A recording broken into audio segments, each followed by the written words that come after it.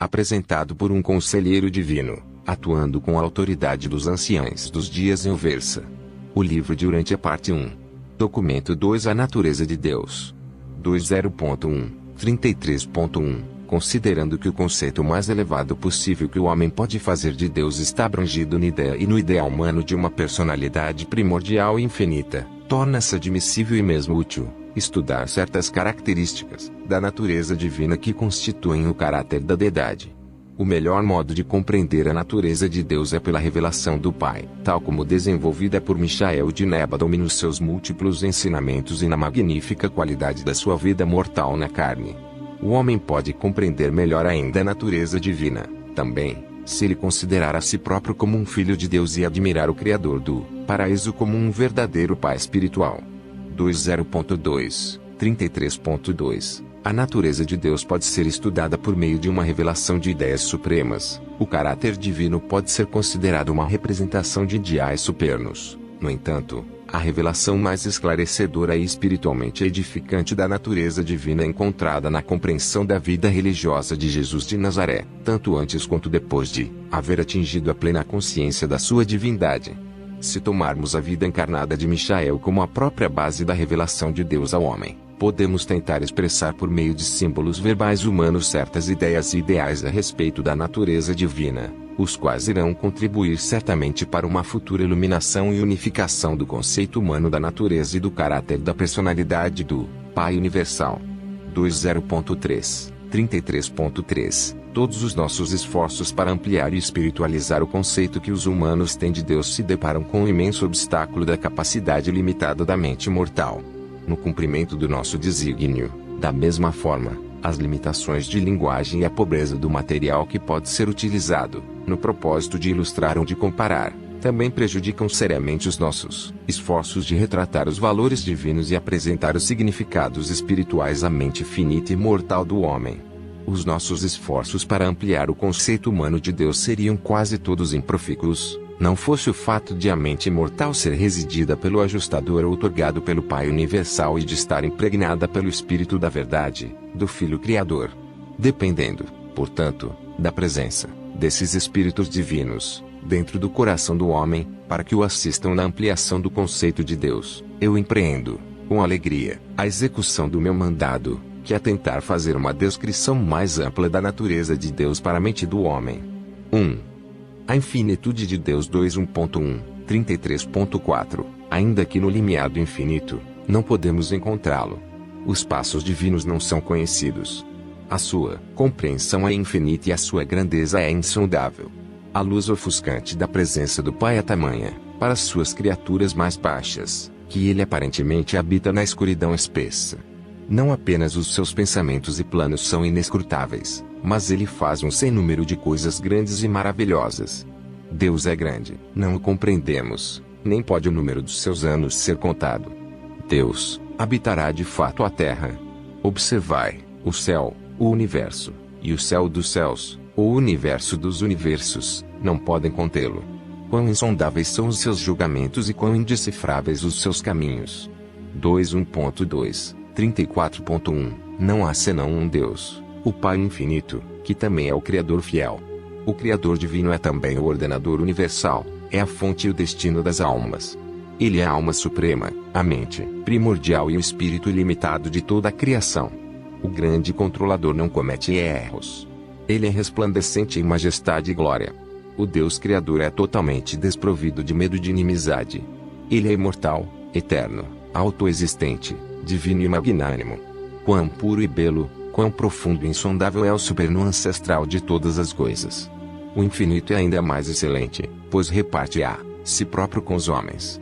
Ele é o começo e o fim, o Pai de todo propósito bom e perfeito. Com Deus todas as coisas são possíveis, o Criador eterno é a causa das causas. 1.3, 34.2. Não obstante a infinitude das manifestações estupendas da personalidade eterna e universal do Pai, ele é irrestritamente consciente tanto da sua eternidade quanto da sua infinitude. Do mesmo modo, ele conhece totalmente a própria perfeição e poder. Ele é o único ser no universo, além dos seus coordenados divinos, a experimentar uma avaliação apropriada, perfeita e completa de si próprio. 1.4, 34.3, o Pai satisfaz, constante e infalivelmente, as diferentes necessidades de demanda de si próprio, à medida que essa necessidade vai se alterando, de tempos em tempos, nas várias partes do seu universo mestre. O grande Deus conhece e entende a si próprio, ele é infinitamente consciente de todos os seus atributos primordiais de perfeição. Deus não é um acidente cósmico, nem é um experimentador do universo. Os soberanos do universo podem empreender aventuras, os pais da constelação podem fazer experimentos, os líderes do sistema podem exercitar-se, mas o Pai universal pode ver o fim, a partir do princípio, e o seu plano divino e propósito eterno, de fato, abrangem e compreendem todos os experimentos e todas as aventuras, de todos os seus subordinados, em cada mundo, sistema e constelação de todos os universos dos seus imensos domínios. 2.1.5, 34.4 Nada é novo para Deus e nenhum evento cósmico jamais surge como uma surpresa, ele habita o círculo da eternidade. Os seus dias não têm princípio nem fim. Para Deus não há passado, presente ou futuro, todo o tempo é presente, em qualquer instante. É ele o grande e único eu sou. 2.1.6, 34.5 O Pai universal é infinito, absolutamente sem quaisquer reservas, em todos os seus atributos, e esse fato, em si por si mesmo, isolou, automaticamente, de toda a comunicação pessoal direta com os seres materiais finitos e outras inteligências inferiores criadas. 2.1.7, 34.6 E sendo assim, pois, tudo isso necessita de arranjos tais para os seus contatos e a comunicação com as suas múltiplas criaturas, e por isso ficou estabelecido, em primeiro lugar, o papel das personalidades dos filhos de Deus no paraíso, as quais, ainda que perfeitas em divindade, também participam, muitas vezes, da própria natureza do sangue e da carne das raças planetárias, tornando-se um de vós e um convosco, e desse modo Deus se faz homem, como ocorreu na outorga de Michael, que foi chamado intermitentemente de Filho de Deus e Filho do Homem. Em segundo lugar está a existência das personalidades do Espírito Infinito, as várias ordens de hostes seráficas e de outras inteligências celestes, que se aproximam dos seres materiais de origem inferior para ministrar-lhes ensinamentos e servir a eles, de tantas maneiras. E, em terceiro lugar, contamos com a existência dos monitores misteriosos impessoais, os ajustadores do pensamento, autênticas dádivas do grande Deus, ele próprio, enviadas sem anunciação nem explicação, para residir em seres como os humanos durante em profusão sem fim, eles descem das alturas da glória para conferir graças e residir nas mentes humildes daqueles mortais que apresentam capacidade de conhecer a Deus ou que têm potencialidade para realizar isso. 2.1.8, 35.1 Dessas maneiras e de muitas outras, desconhecidas para vós e muito além da vossa compreensão finita, o Pai do Paraíso, voluntária e amorosamente condescende e, de várias formas, modifica, dilui e atenua sua infinitude, de modo a poder chegar mais perto das mentes finitas das suas criaturas, os seus filhos. E assim, por meio de uma série de distribuições de personalidade, em um grau cada vez menos absoluto, o Pai Infinito capacita-se para desfrutar de um contato estreito com as diversas inteligências dos muitos reinos do seu vasto universo. 2.1.9, 35.2 Tudo isso ele fez, faz agora e continuará a fazer para sempre, sem a mínima redução, de fato e de realidade, na sua infinitude, eternidade e primazia.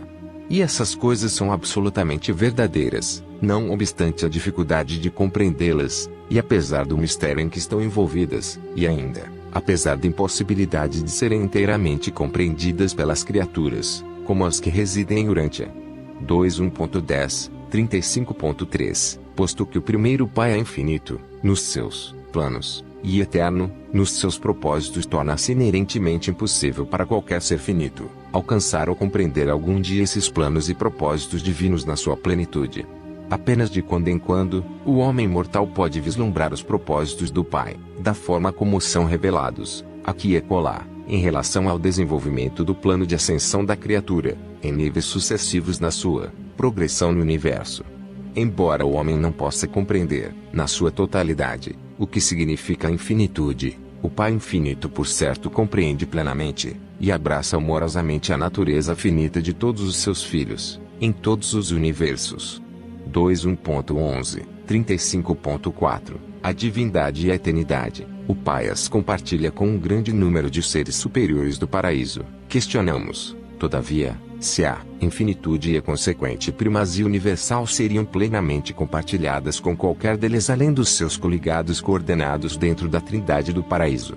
A infinitude da personalidade deve, forçosamente, abranger toda a finitude da personalidade, e daí provém a verdade literal, do ensinamento que afirma nele vivemos e movemos-nos e temos o nosso ser. E o fragmento de pura deidade, do Pai universal, que reside no homem mortal, é uma parte da infinitude da primeira grande fonte centro, o Pai dos Pais. 2. A perfeição eterna do Pai 2.1, 35.5. Mesmo os vossos antigos profetas compreenderam a natureza circular eterna, sem princípio nem fim, do Pai universal. Verdadeira e eternamente, Deus está presente no seu universo dos universos. Ele habita o momento presente, com toda a sua majestade absoluta e eterna grandeza. O Pai tem vida, em si próprio, e essa vida é a vida eterna. Através das idades eternas, tem sido o Pai que a todos dá a vida. A perfeição infinita na integridade divina. Eu sou o Senhor, eu não mudo. O nosso conhecimento do universo dos universos desvela que ele não é apenas o Pai das luzes, mas também que na sua condução dos assuntos interplanetários não há variabilidade, sequer uma sombra de mudança. Do princípio, ele prediz o fim. Ele diz: o meu conselho perdurará, eu farei tudo o que me aprover, de acordo com o propósito eterno que me propus no meu Filho. Assim são os planos e os propósitos da primeira fonte centro, como é ela própria, eterna, perfeita e, para sempre, imutável. 2.2, 35.6. Nos mandados do Pai há a integridade final e a perfeição da plenitude. Tudo o que Deus faz será para sempre, nada pode ser acrescentado e nada pode ser retirado. O Pai universal não se arrepende dos seus propósitos originais de sabedoria e de perfeição. Os seus planos são firmes, o seu parecer imutável, enquanto os seus atos são divinos e infalíveis. 1000 anos diante dos seus olhos são apenas como o passar do dia de ontem ou como a vigília de uma noite. A perfeição da divindade e a magnitude da eternidade estão, para sempre, além de uma apreensão completa da mente limitada do homem mortal. 2.3, 36.1. As reações de um Deus imutável, no cumprimento do seu propósito eterno, podem parecer variar de acordo com a atitude imutável e as mentes cambiantes das suas inteligências criadas. Quer dizer, elas podem variar, aparente e superficialmente, sob a superfície e no fundo de todas as manifestações aparentes. Contudo, permanece ainda presente o propósito imutável, o plano perpétuo do Deus eterno. 2.4, 36.2. Nos universos afora, a perfeição deve necessariamente ser um termo relativo, mas, no universo central e, especialmente no paraíso, a perfeição não é diluída, em certos domínios até mesmo é absoluta. As manifestações da Trindade fazem variar a exibição da perfeição divina, mas não atenuam. 2.5, 36.3. A perfeição primordial de Deus não consiste em uma retidão presumida, mas sim na perfeição inerente à bondade da sua natureza divina. Ele é final, completo e perfeito. Nada que falte a beleza e a perfeição do seu caráter reto. E todo o esquema de existências vivas, nos mundos do espaço, é centrado no propósito divino de elevação das criaturas de vontade, até o alto destino da experiência de compartilhada perfeição do Pai no paraíso. Deus não é autocentrado nem autocontido, ele nunca cessa de conferir-se a todas as criaturas conscientes do vastíssimo universo dos universos. 2.6, 36.4. Deus é eterno e infinitamente perfeito. Ele não pode conhecer a imperfeição como uma experiência sua, propriamente. No entanto, ele compartilha da consciência de toda a experiência de imperfeição, de todas as criaturas em luta, em todos os universos evolucionários, dos filhos criadores do paraíso. O toque pessoal e libertador do Deus da perfeição paira sobre os corações e, no seu circuito, abrange as naturezas de todas as criaturas mortais que ascenderam no universo até o nível do discernimento moral. Desse modo, tanto quanto por meio dos contatos da divina presença, o Pai Universal participa efetivamente da experiência com a imaturidade e com a imperfeição, na carreira evolutiva de todos os seres mortais no universo inteiro. 2.7, 36.5 As limitações humanas e o mal em potencial não fazem parte da natureza divina, mas a experiência mortal e todas as relações do homem com o mal, certamente, são uma parte da autorrealização sempre expansiva de Deus. Nos filhos do tempo, criaturas de responsabilidade moral que têm sido criadas ou que evoluíram por intermédio de todos os filhos criadores que vêm do paraíso. 3. A justiça e a retidão 23.1 36.6 Deus é reto, portanto, é justo. O Senhor é reto, em todos os seus caminhos. De tudo o que fiz, nada foi sem uma causa, diz o Senhor. Os juízos do Senhor são totalmente verdadeiros e corretos.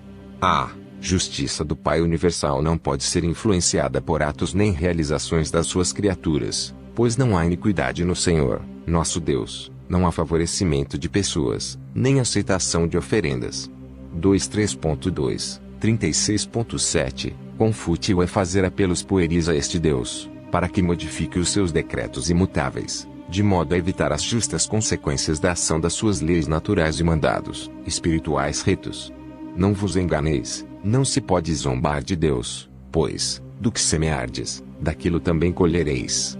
Mas é verdade que, mesmo na justiça que vem da colheita plantada pelo erro, a justiça divina ainda tem a misericórdia a temperá-la. A sabedoria infinita é o árbitro eterno que determina as proporções da justiça e da misericórdia, a serem dispensadas em qualquer circunstância. A maior punição, na realidade, uma consequência inevitável, para o erro e a rebelião deliberados, contra o governo de Deus, é a perda da existência, como súdito individual do seu governo. O resultado final do pecado pleno e deliberado é o aniquilamento. Em última análise, os indivíduos identificados com o pecado já destruíram a si próprios, ao tornarem-se inteiramente reais por meio da adoção da iniquidade. O desaparecimento factual de uma tal criatura, no entanto, é sempre retardado, até que a ordem comandada pela justiça corrente, naquele universo, haja sido inteiramente cumprida. 23.3 37.1 A cessação da existência geralmente é decretada no juízo dispensacional, ou no juízo epocal do reino ou dos reinos. Num mundo como o de Urântia, ela chega ao fim de uma dispensação planetária. A cessação da existência pode ser decretada, em tais épocas, pela ação coordenada de todos os tribunais da jurisdição, que vão desde o Conselho Planetário, passando pelas cortes dos filhos criadores, até os tribunais de julgamento dos anciães dos dias. O mandado de dissolução tem origem nas cortes mais altas do superuniverso, seguindo uma confirmação ininterrupta da sentença original, na esfera de residência do ser que adotou o mal, e então, quando a sentença de extinção houver sido confirmada do alto, a execução é feita por um ato direto dos juízes que residem e atuam nos centros do governo do superuniverso. 23.4 37.2 Quando uma sentença começa finalmente confirmada, é como se, instantaneamente, o ser, identificado com o pecado, não tivesse existido. Não há ressurreição desse destino, ele é perdurável e eterno. Os fatores da identidade da energia vivente são resolvidos nas transformações no tempo e pela metamorfose no espaço, nos potenciais cósmicos, dos quais emergiram certa vez. Quanto à personalidade do Sirenico, é ela despojada do seu veículo de continuidade vital, em vista do fracasso de tal criatura ao efetivar as escolhas e as decisões finais que lhe teriam assegurado a vida eterna. Quando o abraçar contínuo do pecado, pela mente, culmina em completa identificação com a iniquidade, então, ao cessar da vida, pela dissolução cósmica, essa personalidade isolada é absorvida na supra-alma da criação, tornando-se uma parte da experiência de evolução do Ser Supremo. Nunca mais aparece como uma personalidade. A sua identidade é transformada, como se nunca tivesse existido. No caso de uma personalidade residida por um ajustador, os valores espirituais experimentados sobrevivem na realidade da continuidade do ajustador.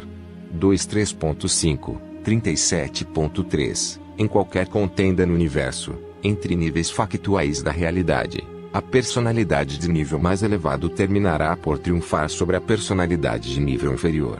Essa consequência inevitável, de uma controvérsia, no universo, é inerente ao fato de que a divindade da qualidade é igual ao grau de realidade, ou de factualidade, de qualquer criatura de vontade própria. O mal não diluído, o erro completo, o pecado voluntário e a iniquidade não mitigadas são, inerente e automaticamente, suicidas. Tais atitudes de realidade cósmica podem sobreviver no universo apenas em razão da tolerância misericordiosa, transitória que depende e aguarda a ação determinante nos mecanismos da justiça e da equanimidade da parte dos tribunais que buscam encontrar o juízo e retidão no universo. 23.6, 37.4 O papel dos filhos criadores, nos universos locais, é o da criação e da espiritualização. Esses filhos devotam-se à execução efetiva do plano do paraíso, de ascensão mortal progressiva, de reabilitação dos rebeldes e dos pensadores em erro, mas, quando todos os seus esforços, repletos de amor, forem finalmente para sempre rejeitados, o decreto final de dissolução é executado pelas forças que agem sob a jurisdição dos anciães dos dias. 4. A misericórdia divina 24.1, 38.1 A misericórdia é simplesmente a justiça temperada por aquela sabedoria que surge da perfeição do conhecimento e que advém do reconhecimento pleno da fraqueza natural e das limitações ambientais das criaturas finitas. O nosso Deus é cheio de compaixão, de graça, de paciência e abundante em misericórdia. Portanto, todo aquele que invocar o Senhor será salvo, pois Ele perdoará abundantemente. A misericórdia do Senhor vai de eternidade a eternidade. Sim, a sua misericórdia perdura para sempre. Eu sou o Senhor que faz prevalecer a benevolência amorosa, o juízo e a retidão na terra, pois com essas coisas me deleito. Eu não aflijo voluntariamente, nem encho de pesar, aos filhos dos homens, pois eu sou o Pai da misericórdia e o Deus de toda a consolação. 24.2, 38.2 Deus é inerentemente bom, naturalmente compassivo e eternamente misericordioso. E jamais é necessário que se exerça qualquer influência sobre o Pai para suscitar o seu amor e benevolência. A necessidade da criatura é totalmente suficiente para assegurar a fluência total da misericórdia eterna do Pai e sua graça salvadora. E porque Deus sabe de tudo sobre os seus filhos, torna-se fácil para Ele perdoar. Quanto melhor um homem entender o seu vizinho, mais fácil será perdoá-lo e, mesmo, amá-lo. 24.3, 38.3 Somente o discernimento da sabedoria infinita capacita um Deus reto a ministrar a justiça e a misericórdia, ao mesmo tempo em qualquer situação do universo. O Pai Celeste nunca se conturba com atitudes conflitantes. Em relação aos seus filhos do universo, Deus nunca é vítima de antagonismos de atitudes. A onisciência de Deus dirige infalivelmente o seu livre-arbítrio, na escolha daquela conduta no universo que satisfaz, perfeita, simultânea e igualmente, as demandas de todos os seus atributos divinos e qualidades infinitas da sua natureza eterna. 24.4, 38.4 A misericórdia é fruto natural e inevitável da bondade e do amor. A boa natureza de um Pai amantíssimo não poderia, certamente, recusar o ministério sábio da misericórdia a cada membro de todos os grupos dos seus filhos no universo. A equidade da justiça eterna e a misericórdia divina constituem, juntas, aquilo a que a experiência humana chama de justiça. 24.5, 38.5 A misericórdia divina representa uma técnica equânime de ajustamento entre os níveis de perfeição e imperfeição do universo. A misericórdia é a justiça da supremacia, adaptada às situações do finito em evolução, é a retidão da eternidade, modificada para satisfazer aos mais altos interesses e ao bem-estar dos filhos do tempo no universo. A misericórdia não é uma contravenção da justiça, é antes uma interpretação compreensiva das demandas da justiça suprema, aplicada com equanimidade aos seres espirituais subordinados e às criaturas materiais dos universos em evolução. A misericórdia é a justiça da Trindade do paraíso, sábia e amorosamente enviada às inteligências múltiplas das criações do tempo e do espaço, tal como foi formulada pela sabedoria divina e determinada pela mente onisciente e pela vontade soberana do Pai universal, e de todos os seus criadores coligados. 5. O amor de Deus 25.1, 38.6 Deus é amor e, consequentemente, a sua única atitude pessoal para com os assuntos do universo é sempre uma reação de afeto divino. O Pai ama-nos o suficiente para outorgar-nos a sua vida. Ele faz o seu sol se levantar para os maus e para os bons, e ele envia a chuva aos justos e aos injustos.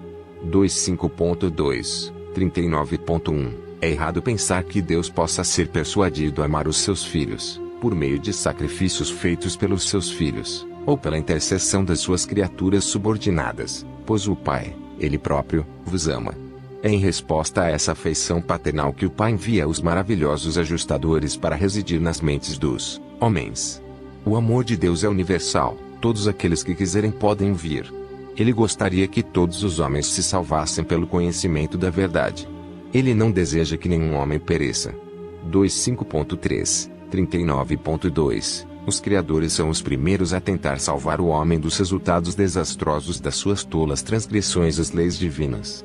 O amor de Deus é, por natureza, uma afeição paterna. Em consequência, algumas vezes, ele nos disciplina, para o nosso próprio bem, para que possamos ser partícipes da sua santidade. Mesmo durante as mais duras dentre as vossas provações, lembrai-vos de que em todas as nossas aflições, ele aflige-se conosco. 25.4, 39.3 Deus é divinamente bondoso com os pecadores. Quando os rebeldes retornam à retidão, eles são recebidos com misericórdia, pois nosso Deus perdoará abundantemente. Eu sou aquele que apaga as vossas transgressões, para o meu próprio bem, e eu não me lembrarei dos vossos pecados. Atentai para a forma de amor que o Pai nos dedica, a nós, para que fôssemos chamados de filhos de Deus. 25.5, 39.4 Afinal, a maior evidência da bondade de Deus e a suprema razão para amá-lo é a dádiva do Pai, que reside em cada um de vós, o ajustador, que tão pacientemente aguarda a hora em que ireis, ambos, transformar-vos em um, eternamente. Embora não possais encontrar Deus procurando-o, se vos submeterdes ao guiamento do Espírito residente, sereis guiados, passo a passo e vida por vida, sem erros, de universo em universo, de idade em idade, até que estejais finalmente em presença da personalidade do Pai Universal no paraíso. 25.6, 39.5 Quão pouco razoável é que não adoreis a Deus, porque as limitações da natureza humana e os impedimentos da vossa constituição material fazem com que, para vós, seja impossível vê-lo. Entre vós e Deus há uma distância imensa, de espaço físico, a ser percorrida. Da mesma forma, existe um grande abismo de diferenças espirituais a ser atravessado, mas, apesar de tudo o que vos separa, física e espiritualmente, da presença pessoal de Deus no paraíso, parai e ponderai sobre o fato solene de que Deus vive dentro de vós, e de que, a seu modo, ele já venceu a separação. Ele enviou a si próprio, o seu Espírito, para viver dentro de vós e para lutar arduamente, do vosso lado, na busca dos objetivos da vossa carreira eterna. 25.7, 39.6 Eu acho fácil e agradável adorar alguém que é tão grande e, ao mesmo tempo, tão afeiçoadamente devotado ao ministério sagrado da elevação das suas criaturas humildes. Naturalmente eu amo a quem é tão poderoso, para com a criação e o seu controle, e que, além do mais, é tão perfeito na bondade e tão fiel e gentil no seu amor, que constantemente nos abriga na sua sombra. Eu penso que amaria a Deus da mesma forma, não fosse ele nem tão grande, nem poderoso, desde que fosse tão bom e misericordioso. Todos nós amamos ao Pai, mais por causa da sua natureza do que pelo reconhecimento dos seus atributos assombrosos. 25.8, 39.7 Quando eu observo os filhos criadores e os seus administradores subordinados lutando tão valentemente com as múltiplas dificuldades do tempo, inerentes à evolução dos universos do espaço, descubro que tenho uma grande e profunda afeição por esses dirigentes menores dos universos. Afinal, penso que todos nós, incluindo os mortais dos reinos, amamos o Pai Universal e todos os outros seres, divinos ou humanos, porque discernimos que essas personalidades nos amam verdadeiramente. A experiência de amar, em muito, é uma resposta direta à experiência de ser amado. Por saber que Deus me ama, eu deveria continuar a amá-lo supremamente, ainda que ele fosse despojado de todos os seus atributos de supremacia, ultimidade e absolutez. 25.9, 40.1 O amor do Pai acompanha-nos, agora e em todo o círculo interminável das idades eternas. Ao ponderardes sobre a natureza amorosa de Deus, apenas uma reação razoável e natural surge na personalidade: amareis cada vez mais o vosso Criador, ireis dedicar a Deus uma afeição análoga àquela dedicada por uma criança a um pai terreno, pois, como um pai real e verdadeiro ama aos seus filhos, do mesmo modo o Pai Universal ama e para sempre busca o bem-estar dos seus filhos e filhas criadas. 25.10, 40.2 Mas o amor de Deus é uma afeição paterna inteligente que sabe prever. O amor divino funciona em associação unificada com a sabedoria divina e todas as outras características infinitas da natureza perfeita do Pai Universal. Deus é amor, mas o amor não é Deus. A maior manifestação do amor divino pelos seres mortais é constatada por meio da dádiva dos ajustadores do pensamento, mas a vossa maior revelação do amor do Pai vem da vida de doação do seu filho Michael, que viveu alto e outorgado na Terra a vida espiritual ideal. É o ajustador residente que individualiza o amor de Deus em cada alma humana. 25.11, 40.3. Algumas vezes, chego quase a ficar atormentado ao ser compelido a descrever a afeição divina do Pai Celeste pelos seus filhos do universo, empregando um símbolo verbal humano, amor. Esse termo, ainda que tenha conotação do mais alto conceito humano das relações mortais de respeito e devoção, com tamanha frequência, é designativo de relações humanas tão totalmente ignóbeis, que não são merecedoras de serem conhecidas por qualquer palavra que seja também usada para indicar a afeição, sem par, do Deus vivo, pelas criaturas do seu universo.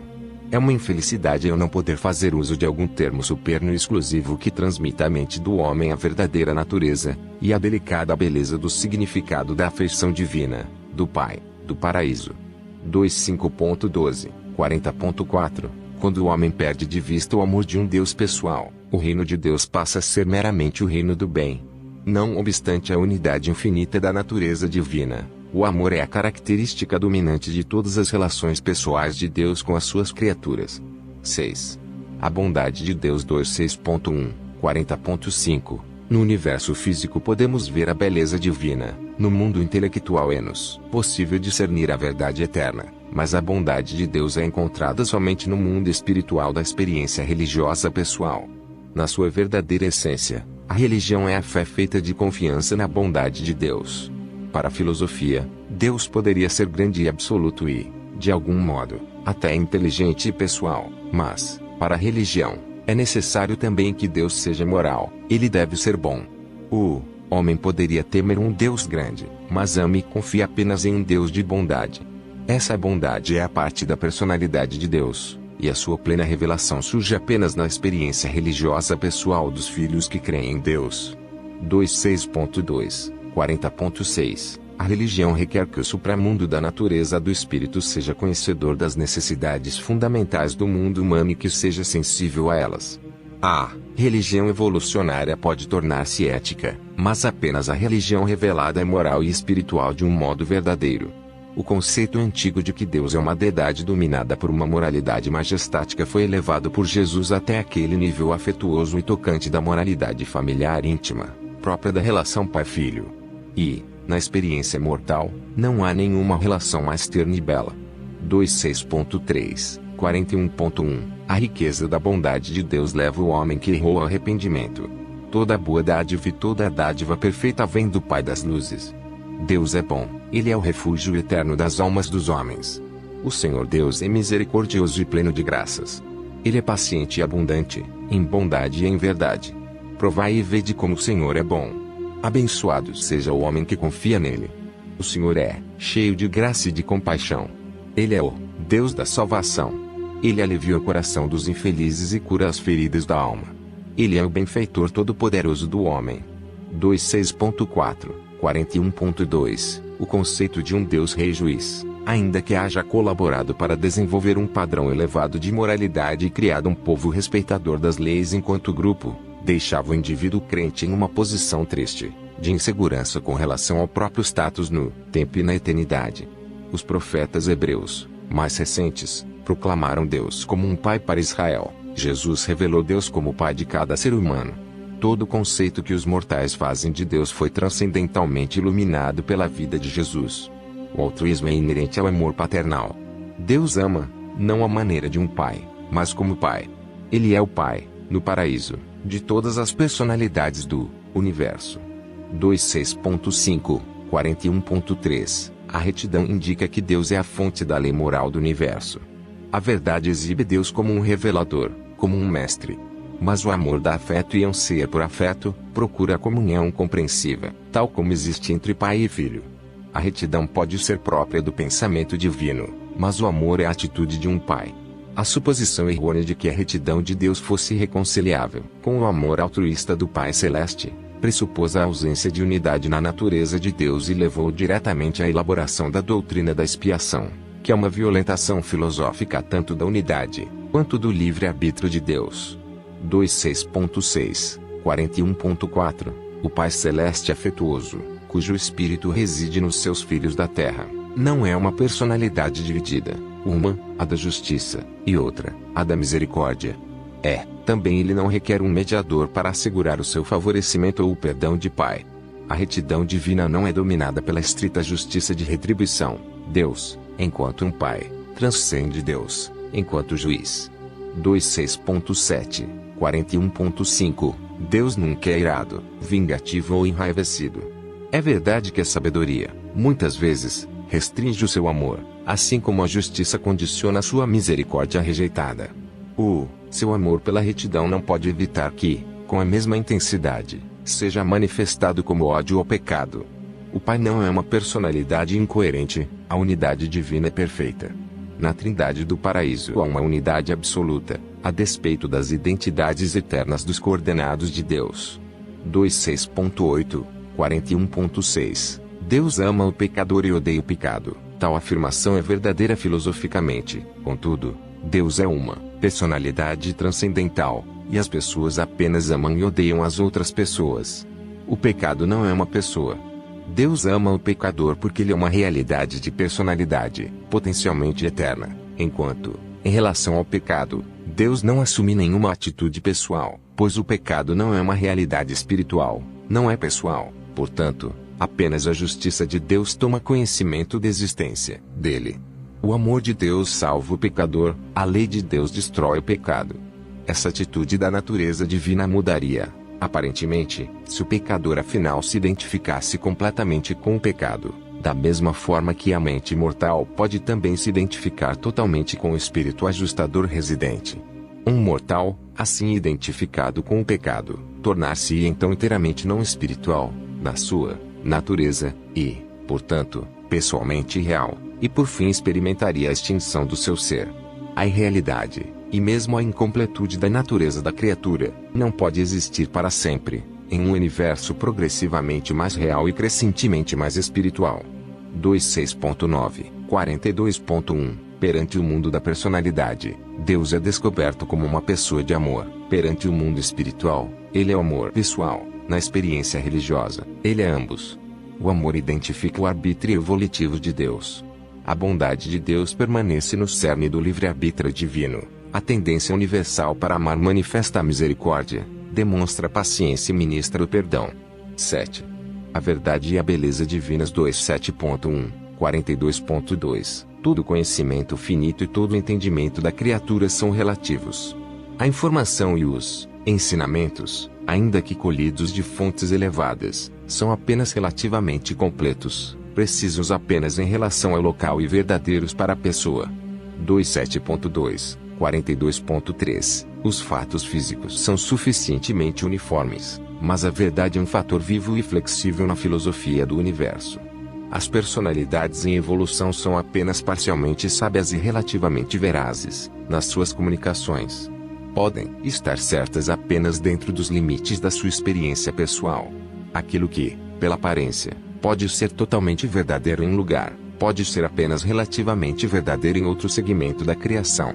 27.3, 42.4 A verdade divina, a verdade final, é uniforme e universal, mas a história das coisas espirituais, contada por inúmeros indivíduos, procedentes de várias esferas, pode, algumas vezes, variar quanto aos detalhes, devido a essa relatividade na totalização do conhecimento e na abrangência da experiência pessoal, bem como na duração e no alcance dessa experiência.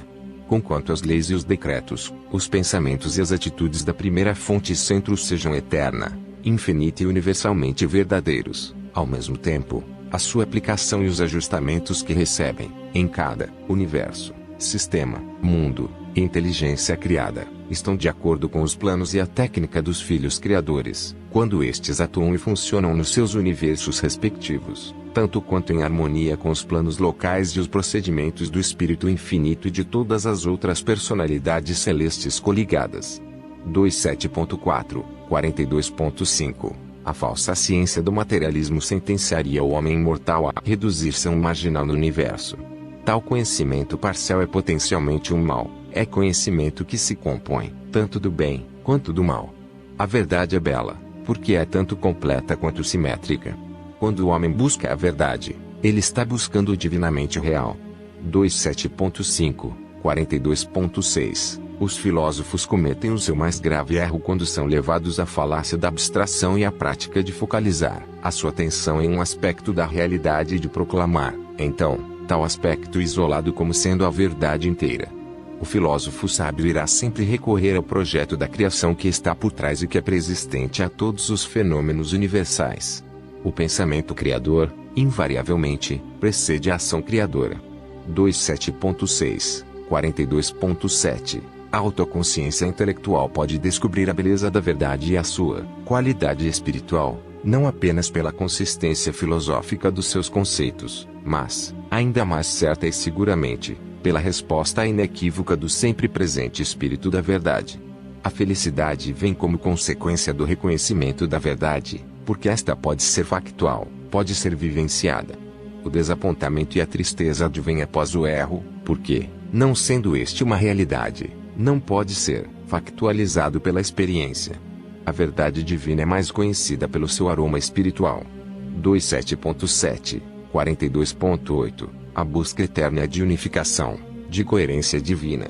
O vasto universo físico faz-se coerente na Ilha do Paraíso. O universo intelectual faz-se coerente no Deus da mente, o agente conjunto. O universo espiritual faz-se coerente na personalidade do Filho Eterno.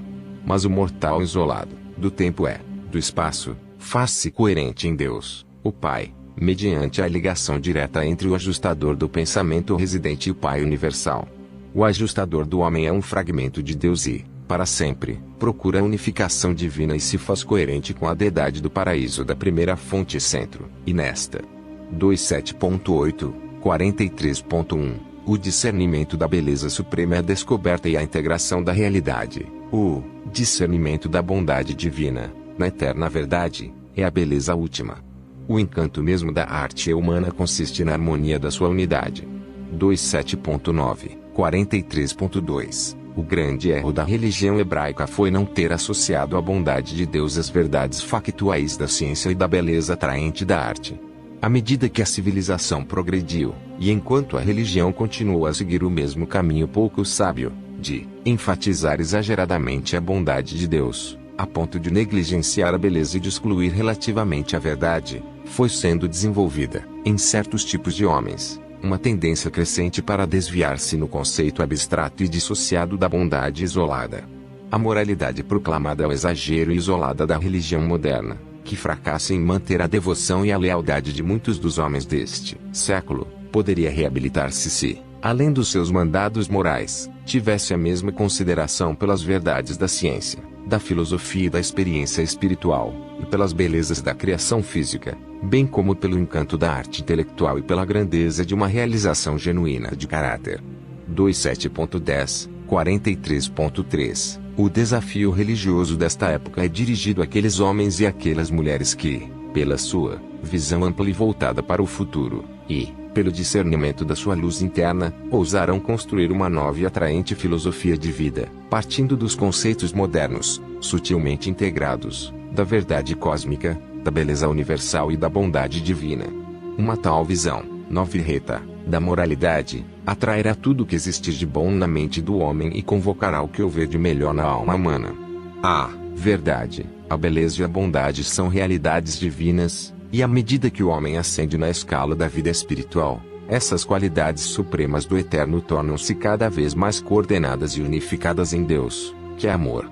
27.11, 43.4 Toda a verdade, material, filosófica ou espiritual, é tanto bela, quanto boa. Toda a beleza real, a arte material ou a simetria espiritual, é tanto verdadeira, quanto boa. Toda a bondade genuína, seja a moralidade pessoal, a equidade social ou o ministério divino, é igualmente verdadeira e bela. A saúde, a sanidade e a felicidade são integrações da verdade, da beleza e da bondade, ao misturarem-se na experiência humana. Esses níveis de uma vida eficaz advêm da unificação de sistemas de energia, de sistemas de ideias e de sistemas espirituais. 27.12, 43.5 A verdade é coerente, a beleza é atraente e a bondade, estabilizadora. E quando esses valores, naquilo que é real, são coordenados na experiência da personalidade, o resultado é uma ordem elevada de amor, condicionado pela sabedoria e qualificado pela lealdade. O propósito real de toda a educação, no universo, é tornar efetiva a melhor coordenação do filho isolado dos mundos com as realidades mais amplas da sua experiência em expansão. A realidade é finita no nível humano, e é infinita e eterna nos níveis mais elevados e divinos.